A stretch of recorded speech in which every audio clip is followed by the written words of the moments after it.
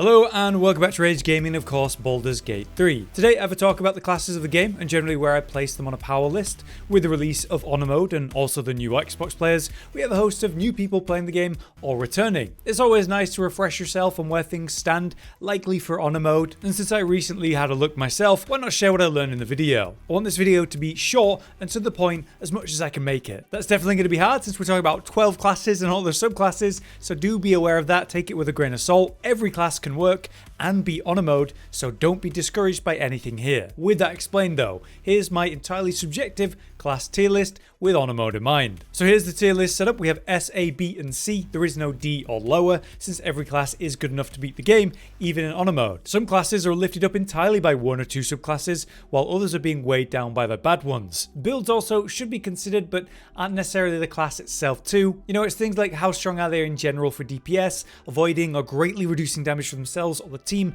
how much utility do they bring to the table. We'll be working our way up from the bottom though, starting with C, with the only class there, which is Rogue. Rogue is very awkward, it's niche and specific. It works really well in a lot of situations, but also not all, that's for sure. In Honor Mode, you're going to need to survive, and Rogue can be a good pick for avoiding direct focus, you know, striking from the shadows and moving around, dealing good burst, but it does crumble under too much attention and pressure. They can be great in a party for the use of, you know, stealth scouting or dealing with locked traps, stealing valuables, all that stuff, but you can do these things with other classes that provide more for the table. In Baldurs Gate 3, there is a lot of forced ambushes or situations you cannot move around or escape to come back again. When we look at the subclasses, this kind of highlights that. Only the Thief is truly a universal good pick, and that's just because of the passive that gives you an extra bonus action. That's incredible for multiclassing when you snag just 3 levels into the Rogue for that passive, but it doesn't stand all that well on its own. Just like Assassin, multiclassing Assassin to create the ultimate fight starter and ender,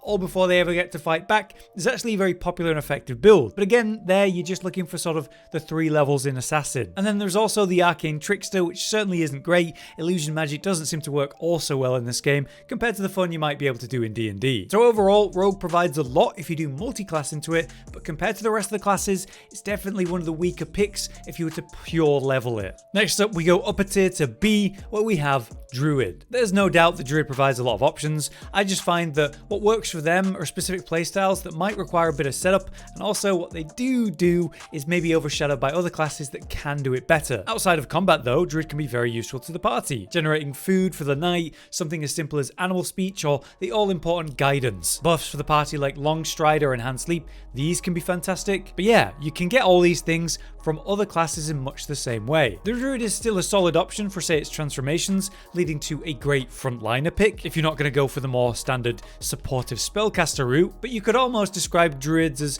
a sort of jack of all trades but master of none. But I will say that Moon Druid is a pretty unique subclass to run, that ability to cast some spells and then use the bonus action to shapeshift all in one turn. I just think that there's stronger options if you were to focus on any one of these ideas really to make it truly strong, so I do wonder about them in Honor Mode. But now we move up a tier where we reach A tier, where we're going to put most of the classes in the game, showcasing how good the balancing has been big picture. We'll start with our potent spellcaster with tons of options. That is of course the Wizard. You have so much potential with a ridiculous amount of spells available to you with this class, all through its passive of scroll learning. That's awesome if you want to take just one level in Wizard for a multi-class use, making an awesome pick in many cases, as long as you're aware not to take the spells that scale in intelligence and rely on that. For the Wizard focused leveling though, that's going to be great either way. There's an answer to damn near every situation because of that wide variety of spells that you have, so you can kind of have an awesome prep phase before whatever fight you're going to go against next, bringing in the strongest options that exist in the game. On the other hand,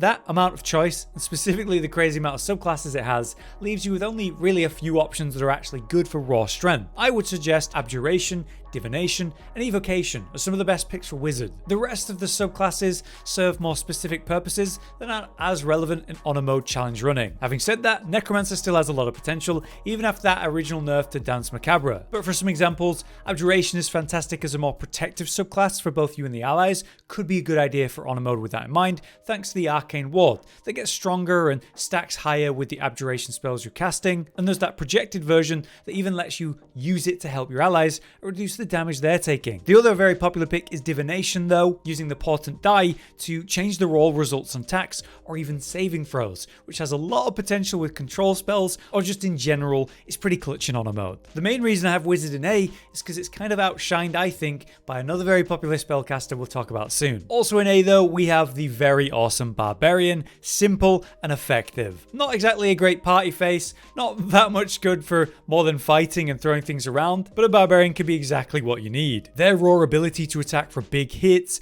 many times a turn, especially late game, could dominate a fight completely. With proper support from the party via buffs or enemy control, this can be sort of the centerpiece for your DPS, or maybe just a fantastic frontliner. As you'll likely know, their rages are awesome. Said buff will provide different perks based on the type of rage, but most importantly, it will be giving you physical resistance, which plays a huge part in their general tankiness. If you were to go for the Wild Heart as your subclass, you could pick from a bunch of different types of rages, but for frontlining, obviously Bearheart is the popular pick, granting you resistance to more than just physical, but every damage type except for psychic. So fantastic for taking the aggro and surviving the fights, while on the other hand you have the Berserker subclass, a DPS powerhouse, using the Frenzied Rage, all thanks to the busted feat Tavern Brawler that will hugely increase your damage based on 3 types of attacks. In this case, we'd be thinking about throwing because of Frenzied Rage. It gives you an enraged throw. That's a bonus action throw, dealing extra damage and even knocking enemies prone. Even in Act 1, you can get a returning weapon, so throwing will just return straight back to you, and this leads into one of the strongest DPS builds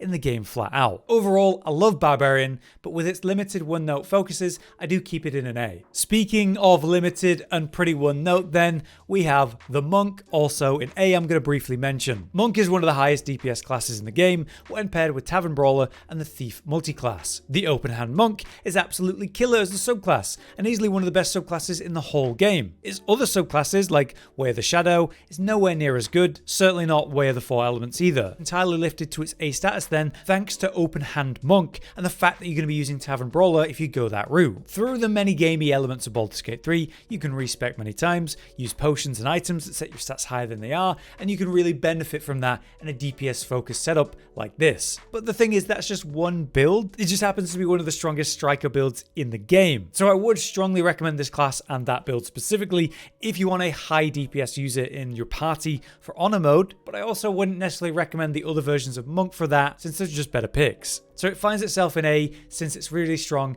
and not so good in different ways. Now, compared to Monk, we have another class with one fantastic subclass. The rest are generally not as good. That is, of course, the Fighter, which works well in a party for a pile of reasons. They might not be the ideal party face, but in a fight they're very good. Tons of builds work in fighters, whether multiclass or even pure. This could be your striker, your ranger, your tank. You could decide fights fast and early with many attacks on top of, say, the axe and surge per short rest. I would say this is pushed higher up on the rankings though, thanks to the subclass Battlemaster. The superiority die attacks are insane. It's this long roster of incredible attacks depending on what you might need for your build. Maybe your attacks need to be more accurate, maybe you want to punish the misses of enemies, cleave enemies, trip them, buff your allies, distract or even disarm. They have an answer for tons of situations. And whatever way you're running your fighter, Battlemaster is probably the best pick for the subclass, but they don't necessarily have the same DPS output as, say, the best Monk or Barb options we just mentioned. And when you look at the other classes, like Champion and Eldritch Knight, they're a bit awkward. Champion is nice for its slight improvement to your crit strike chance, but that's not amazing.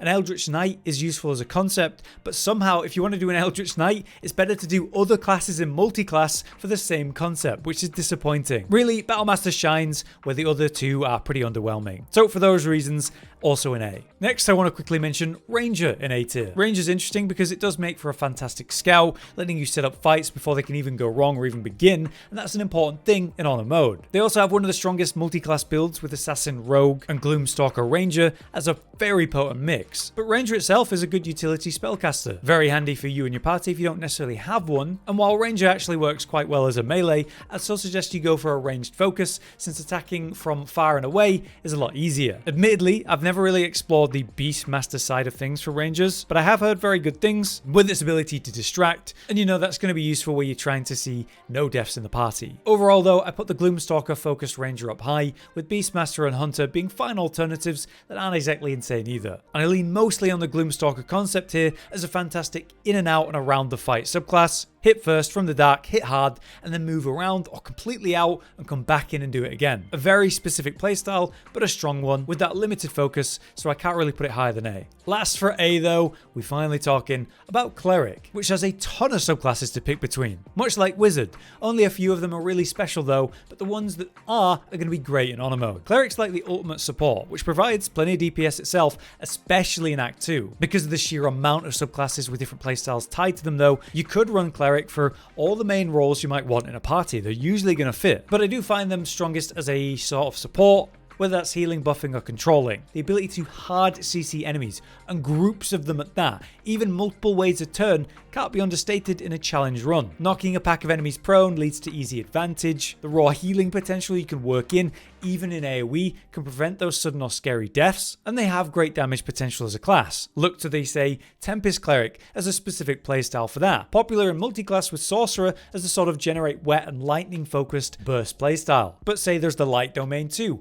which is very popular for its AoE fire focused playstyle there. On the other hand, there's life and knowledge domains, which can be brilliant for more of a support focus. Life basically being the peak healer option, also great in multiclass. But like I said, Cleric does have a pile of other subclasses that I don't really think I'd suggest for honor mode, maybe just War Cleric, and I kind of think Cleric is best in multiclass, so I keep it down in an A instead of an S, but still rate it very high for that. Lastly, this brings us to S tier, the absolute powerhouse picks in my opinion. We're gonna start with Sorcerer in S tier, which are incredibly strong even when you just level the Sorcerer all the way to level 12. They have big impact, while also scaling in charisma, meaning they're not a bad party face at all. I generally rate the ability to be the party face very high in honor mode, since conversations can lead to completely avoiding dangerous fights, or control situations before they even get out of hand. Sorcerers though come with that insanely good meta magic concept, which lets them enhance their spells for a bunch of different reasons, like twin casting, hitting multiple targets with one spell, or quickening a spell to make it a bonus action, so 2 separate spells in that turn can be awesome. The fact that you can deal with things like silences and so on,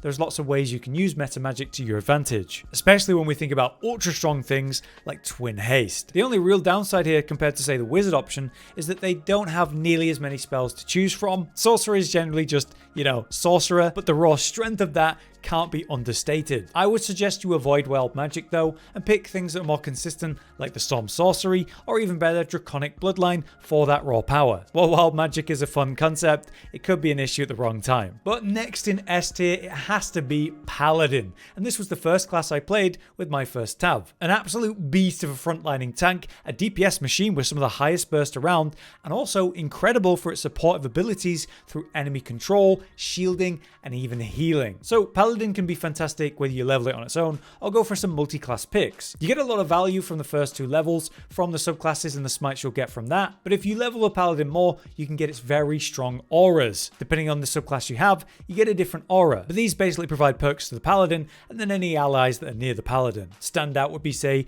the Oath of Ancients for a tank or a defensive focus, since that provides the aura of warding, granting huge damage reduction when dealing with incoming spells. Or the well-loved Oathbreaker for more of a DPS option with the aura of hate, increasing melee weapon attack damage using your charisma. Vengeance can also be a very good pick. Really the only underused subclass is Devotion. Paladin gets a lot of its strength through the smites though. You land a heavy hit, you follow it with a smite, then maybe an extra attack, and that's a strong base to build on. That's why this works so well in multiclass. Only 2 levels and you get those smites. Paladin specifically benefits very well from the Savage Attacker feat though. It means you roll damage dice twice and then just pick the higher result, leading to consistent big hits. And also, the support benefits. The raw healing, that can come in clutch, or the fact that you can control enemies, like using command. So Paladin just kicks ass for a variety of roles and reasons, and I do recommend it. Next, I also want to recommend in S tier, an ultimate party face. That is of course the Bard. The true jack of all trades, an absolute monster for variety of builds and playstyles, support and control,